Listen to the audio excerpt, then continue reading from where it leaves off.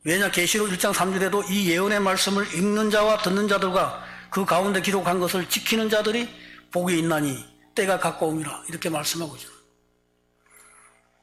이 예언의 말씀을 읽는 자와 듣는 자들과 그 가운데 기록한 것을 지키는 자들이 복이 있다. 지키기 위해서는 하나님의 이 법도를 말씀을 잘 읽고 들어야 하지 않겠습니까?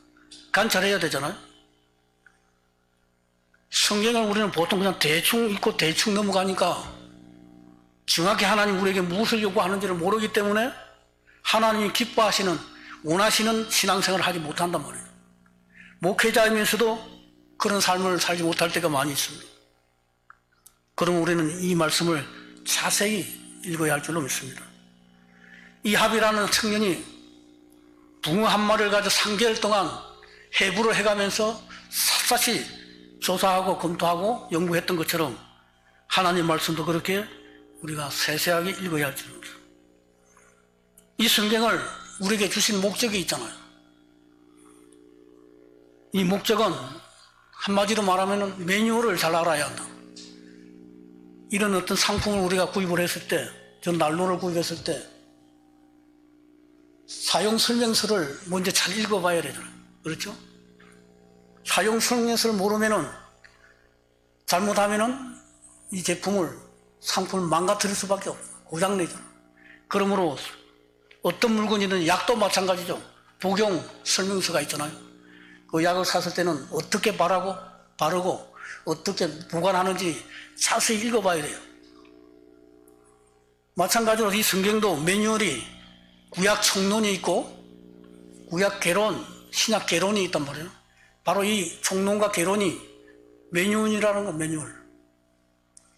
이 성경을 어떻게 읽을 것인가, 어떻게 해석할 것인가, 그런 기초를 알 수 있다는 겁니다. 그냥 우리는 성경 한 구절 가지고 매여서 이 성경 전체를 가지고 논단 말이죠. 그렇게 해서는 안 되는 거예요. 이 성경 말씀이, 이 구절이 왜 우리에게 어떻게 해서 이렇게 이 말씀을 하시는지 매뉴얼을 잘 읽어봐야 해요. 그렇죠?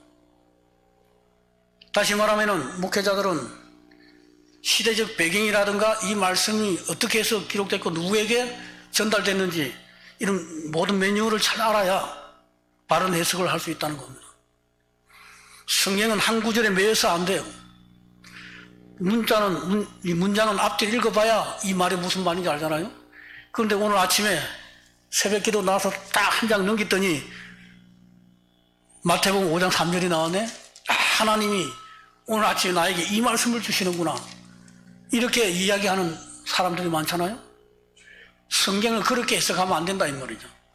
성경을 이렇게 앞뒤로 다 읽어봐야 마태복음이 마태복음을 주신 의도와 목적이 있고 창세기는 창세기대로 하나님 우리에게 주신 의도와 목적이 있단 말입니다. 그래서 이렇게 전체로 문장을 읽어봐야 이 말이 무슨 말인지를 왜 주시는지를 알 수 있잖아요. 오늘 우리는 이 성경을 주신 목적이 요한복음 20장 31절에 분명하게 나와 있습니다. 오직 이것을 기록하면 너희로 예수께서 하나님 아들 그리스도이심을 믿게 하려 하며, 이 성경을 우리에게 주신 목적은, 기록해 주신 목적은 예수 그리스도가 하나님의 아들인 것을 믿게 하기 위해서 주셨다는 겁니다. 뿐만 아니라 또 너희로 믿고 그 이름을 힘입어 생명을 얻게 하려 하심이라. 성경 말씀이 복잡한 것이 아니에요. 예수 그리스도가 하나님의 아들이라는 사실을 믿게 하기 위해서, 또 그 이름을 힘입어 생명을 우리에게 주시기 위해서 이 성경을 기록해 주셨다고 분명히 말씀하고 있지 않습니까? 이 성경을 주신 목적을 바로 이해하지 못하면은 우리가 이 성경을 해석하는데도 또 믿는데도 여러 가지 문제점이 드러납니다.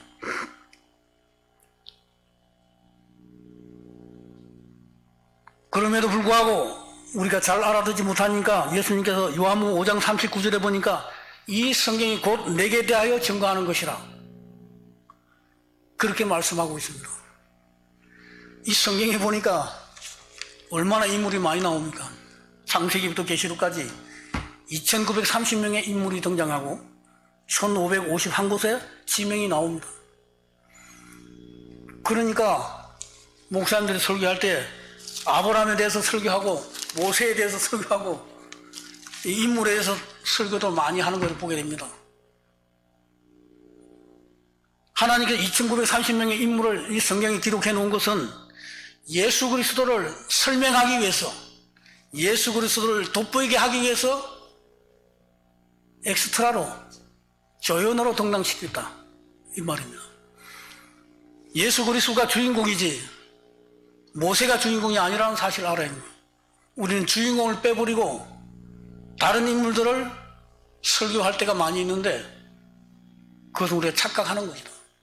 오직 예수 그리스도를 알리기 위해서 이 성경에 2930명의 인물을 등장시키고 있다는 겁니다. 그렇다면 당연히 예수를 증거해야 되지 않겠습니까? 오직 이것을 기록하면 너희로 예수께서 하나님의 아들 그리스도이심을 믿게 하려 하며 또 너희로 믿고 그 이름을 힘입어 생명을 얻게 하려 함이라. 분명히 목적이 나와 있잖아요. 그렇죠? 성경을 주신 목적이 나와 있는데 이 목적과 의도를 잃어버리고 다른 방향으로 나가면 안 된다. 잘 나가다가 삼천포로 빠지면 안 된다. 하도 답답하니까 주님께서 이 성경이 곧 내게 대하여 증거하는 것이라고 분명히 말하잖아요. 여기 모세를 이야기하려고 하는 게 아니라 마가를 이야기하는 것처럼 베드로를 이야기하려는 것이 아니고 곧 내게 대하여 증거하는 것이다. 분명히 그렇게 예수님도 말씀하잖아요. 그럼 무엇 때문에 하나님께서는 그토록 우리에게 이 예수 그리스도를 알려주려고 하실까? 그것은 우리를 구원할 자가 오직 예수 그리스도밖에 없기 때문입니다. 사도행전 4장 12절에 보니까 다른 이로서는 구원을 얻을 수 없나니 천하 인간의 구원을 얻을 만한 다른 이름을 우리에게 주신 일이 없음이니라. 그렇게 말하냐. 다른 이름은 우리에게 주신 일이 없대요. 우리를 구원하기 위해서는. 그럼에도 불구하고 우리는 이단들한테 넘어갈 때가 많잖아요. 자기가 보혜사라고 그래. 이단들이 사기치고 있잖아요. 뿐만 아니라 요한복음 14장 6절에도 내가 곧 길이요 진리요 생명이니 나로 말미암지 않고는 아버지께로 올 자가 없느니라고 분명히 말씀을 하고 있지 않습니까? 이렇게 성경은 분명하게 말씀하고 있어요.